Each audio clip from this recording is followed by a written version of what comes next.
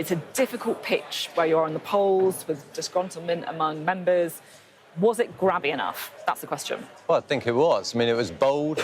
It was all about change. It was putting him and what he believes in right at the forefront. And it was him saying to the country, I'm going to do it my way. I'm going to take some challenges on, head on, and I'm going to deliver on them. And that's the way I'm going to set my stall out. So he's really sort of put clear blue water between himself and the past, and also between ourselves as a party and the Labour Party. So, yeah, it was certainly bold.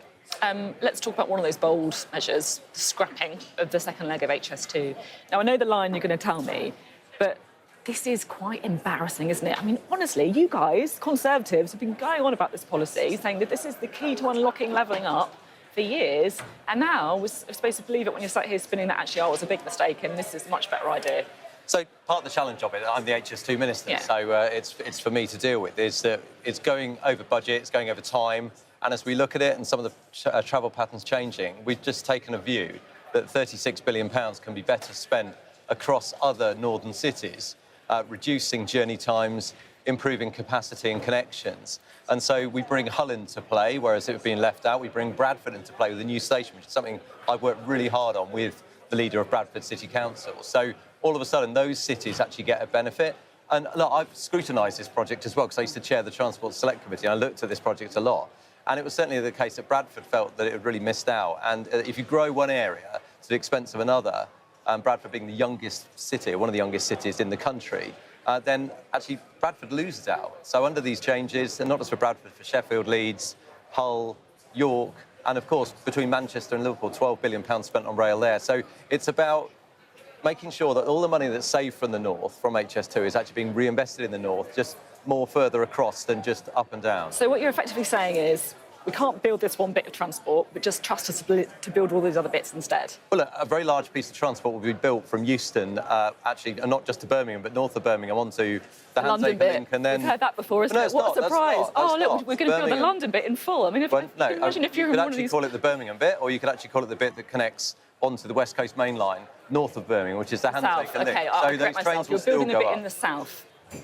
So Euston will remain the starting point from a London perspective, Curzon Street for Birmingham, and then it will be connected onto the West Coast Main Line at Handsacre, taking HS2 trains to Manchester. But the key part is what it does for all the cities that weren't directly benefiting from HS2, and now they'll benefit from the recycling of £20 billion of the £36 billion. Everything that's saved from the north gets spent in the north, and all on transport. Everything that's saved in the Midlands, so almost £10 billion, goes on the Midlands. So that will connect about 40 different towns across the Midlands with the Midlands hub. So there is a huge amount for the wider part of the geography. So people watching this who don't live in Manchester will actually get some benefit from this, whereas maybe they wouldn't have done before.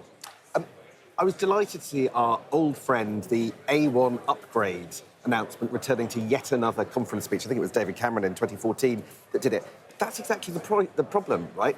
I've been at lots of conference speeches where lots of things have been announced and just haven't happened. Why on earth should we trust it this time when we've heard it from you guys so many times in the past?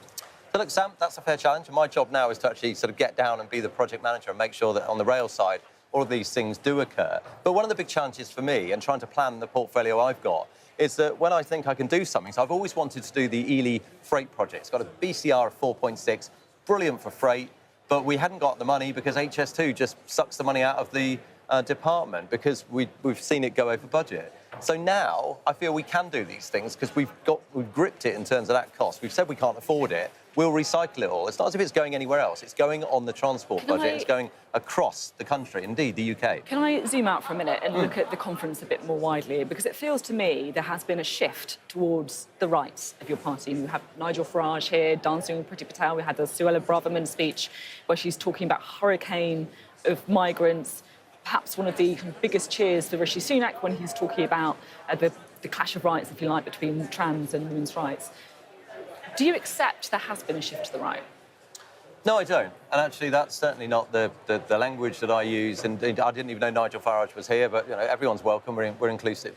I've spent he could be a member. I've spent quite a lot of time working on paperwork, as you can imagine, with this announcement. But genuinely, that is the case, Sam. I haven't actually seen much of what's been going on in. That's very useful for you, isn't it? Well, it's the job actually to be a minister when there are sort of big changes coming up. But look, I use my own language. I've always been very socially liberal, socially inclusive. I see the benefits of immigration. I thought the key cheer that Rishi got was when he was actually talking about how somebody from his background, his heritage, and he went all the way through many others in the front bench in terms of the cabinet, had got here through their families and their story, and actually Britain is not a racist country. So actually I felt he got a bigger cheer for that.